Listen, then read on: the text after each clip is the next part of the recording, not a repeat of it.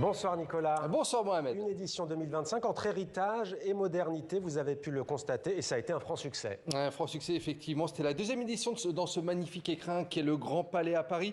Plus de 73 000 visiteurs, 206 galeries venues du monde entier et avec Camille Balland à la caméra, nous avons slalomé avec notre micro TV5 Monde dans les allées du salon pour découvrir les pépites de cette édition 2025. Mohamed, bon, ça a été quand même assez difficile de choisir parmi toutes les petites merveilles que l'on a pu découvrir. Mais alors j'ai eu un coup de cœur pour les dernières créations de l'artiste japonais Takashi Murakami que vous voyez avec cette pieuvre haute de 8 mètres de haut et ses fleurs, l'emblème fétiche de Murakami. J'ai beaucoup aimé également cette très belle œuvre de Niki de Saint-Phalle qui a d'ailleurs inspiré l'affiche de cette édition 2025 d'Art Basel. Et puis regardez ces œuvres très colorées dans un instant et très graphiques qui iraient parfaitement dans votre salon, Mohamed, je le suppose. Elles sont signées de l'américain Frank Stella. Voilà pour mes 3 coups de cœur de cette édition 2025. Magnifique, il faut voir si j'ai la place quand même, Nicolas. Plus de 200 galeries, on le disait, du monde entier et de nombreuses galeries venues de la francophonie. Ça ne nous a pas échappé, Nicolas. Il était impossible, effectivement, Mohamed, de passer à côté des dizaines de galeries venues de France, de Belgique, de Suisse, qui démontrent le poids des créateurs et des curateurs de ces pays-là dans l'art contemporain mondial. Alors, on regrettera un petit peu quand même l'absence des galeries venues du continent africain. Il y en avait une, toutefois, qui pouvait nous montrer le nouveau souffle de cette scène d'art contemporain africaine, avec de nombreux artistes de talent sur le continent. J'ai pu échanger justement avec Francisco Rabeuf de la galerie Cécile Fakouri. Elle est présente à Paris, à Dakar et à Abidjan. Et elle met justement la lumière sur les artistes d'Afrique de l'Ouest. Écoutez.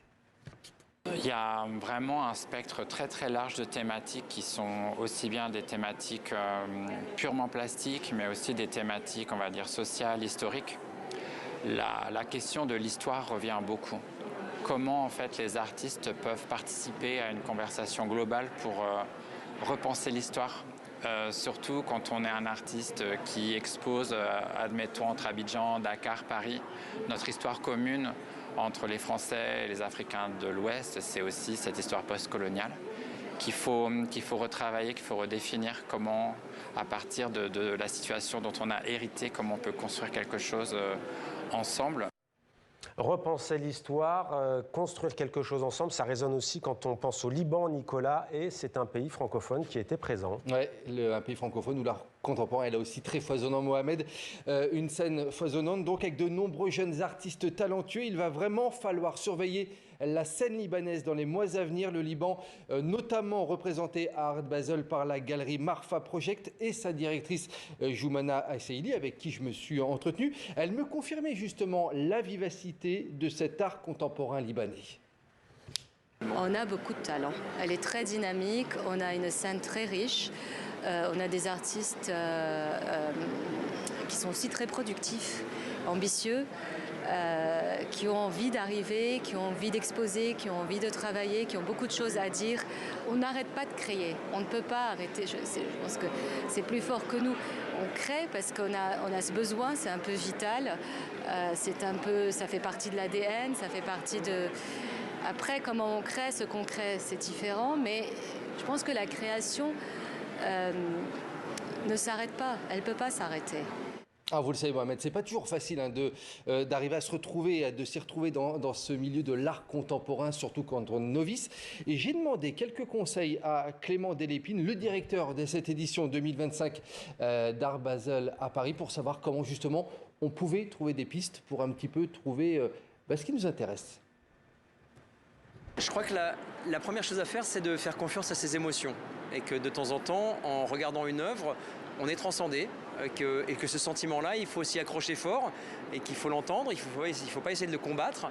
Je crois que moi, vous et moi sommes des personnes complètement différentes et on pourrait réagir de manière complètement différente en présence d'une œuvre, mais de cette tension productive pourrait naître une conversation, un dialogue, et cet art en fait a le pouvoir de nous mettre en dialogue, de nous inviter à parler, à échanger, et je crois que c'est quelque chose de très puissant qu'il faut savoir entendre et qu'il faut savoir apprécier.